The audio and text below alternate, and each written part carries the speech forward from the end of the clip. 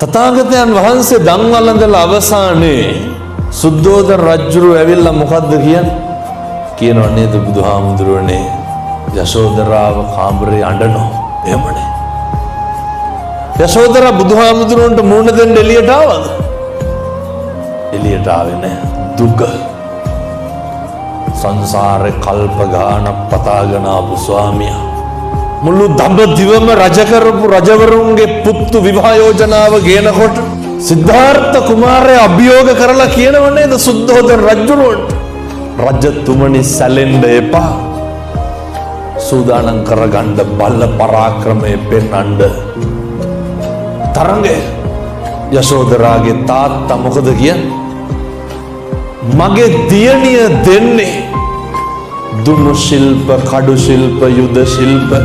ශාස්ත්‍රයේ කෙල පැමිණි රජ පුතෙකුට විතර